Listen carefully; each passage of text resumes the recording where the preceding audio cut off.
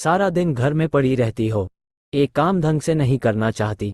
कई बार बोला है, मेरे तैयार होने से पहले नाश्ता टेबल पर रख दिया करो। तुम्हें ये एक ही बात रोज बतानी पड़ती है। शादी के 27 साल हो गए, पर तुम्हारी बेवकूफ़ी कम नहीं हुई। तुम्हें तो घर पे ही बैठना रहता है, मुझे तो काम पर जाना है। अगर ये सब तुम जानबूझ कर करती हो तो याद रखना, मुझसे बुरा कोई नहीं होगा। आज भी चेतन का गुस्सा 7वें आसमान पर था। इन कटु शब्दों में अपना गुस्सा उतारते हुए, गीला तौलिया कुर्सी पर फेंकते हुए चेतन गुस्से से सविता की तरफ देखने लगा।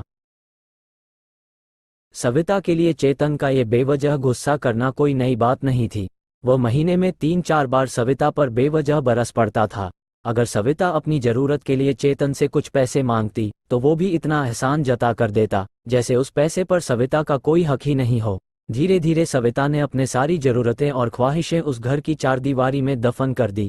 सिर्फ नौकरों की तरह काम करना और बेवजह चेतन के गुस्से को झेलकर खून का घूंट पी कर रह जाना सविता की आदत बन गई थी।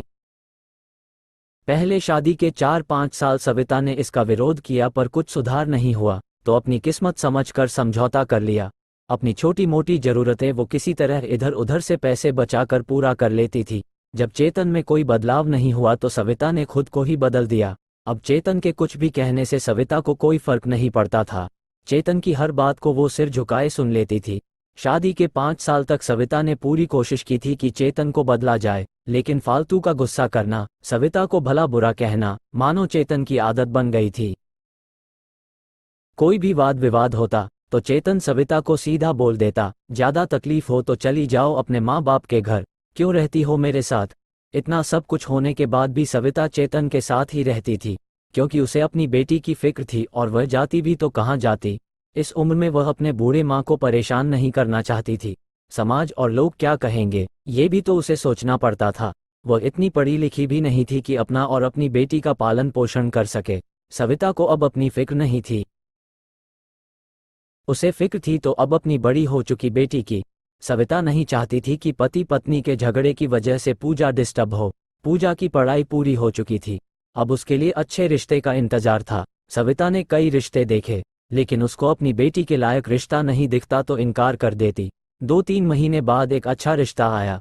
रिश्तेदारों और परिवार के लोगों ने भी बहुत तारीफ की थी। चेतन एक शाम अपनी बेटी के पास बैठकर उसे ये सब बताने लगा।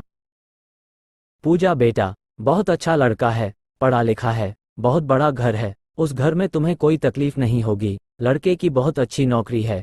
ऐसे रिश्ते बार बार नहीं आते बेटा, बस इस बार मना मत करना। पूजा अपने पिता से ज्यादा बात नहीं करती थी, शायद डरती थी या नफरत करती थी, लेकिन आज वो अपनी पूरी हिम्मत इकट्ठा कर बोली, मुझे अभी शादी नहीं करना है पापा, मैं नौकरी करना चाहती हूँ, खुद के पैरों पर खड़ा होना चाहती हूँ, मैं आत्मनिर्भर बनना चाहती हूँ। तो उसमें क्या बड़ी बात है, मैंने बात की है लड़के से, वह तैयार है, वह तुम्हें किसी बात से नहीं रोकेगा। पर पापा, मेरा नौकरी करना ना करना उसके ऊपर क्यों डिपेंड रहेगा पापा? पूजा ने पूछा। मैं कह रहा हूं ना, वहां तुम्हें किसी भी चीज की कोई कमी नहीं होगी। ऐसे रिश्ते बार बार नहीं आते। मत ठुकरा बेटा, बहुत खुश रहोगी तुम वहां। पापा, क्या मैं उतनी ही खुश रहूंगी जितनी इस घर में मम्मी खुश है? पूजा ने तंज कसते हुए कहा।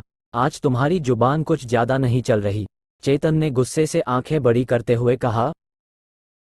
पर पापा, मुझे शादी ही नहीं करनी है। शादी के बाद अगर वो लड़का आपके जैसे निकला तो मैं क्या करूंगी? मुझे आपके जैसा लड़का नहीं चाहिए जो बिना बात के मुझ पर चिल्लाए। मुझे कुछ भी अपने पसंद का लेना हो तो 10 बार सोचना पड़े कि कहीं वह नाराज ना हो जाए।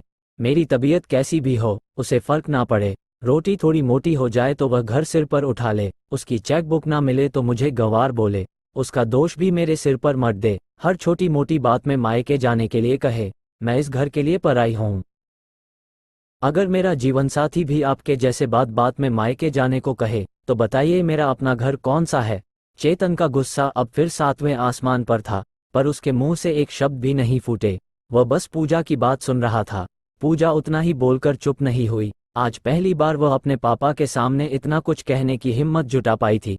पापा, आपने हमेशा मम्मी के साथ गलत व्यवहार किया है। आप हमेशा अपने ऑफिस का गुस्सा माँ पर उतार देते हैं, कभी इस बात की परवाह नहीं करते कि उन्हें कैसा लगता होगा। आपकी बातें सुन सुनकर माँ ने अपना स्वाभिमान खो दिया है।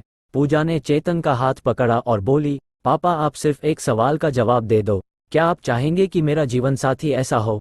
अगर हाँ तो मैं शादी के लिए तैयार हूँ। कर दीजिए मेरा रिश्ता आज ही, और ना है तो बनने दीजिए मुझे आत्मनिर्भर। चेतन कुछ भी न बोल पाया। आज उसे सविता के सामने जाने में शर्म आ रही थी। वह सविता के साथ किए गए व्यवहार पर पछता रहा था।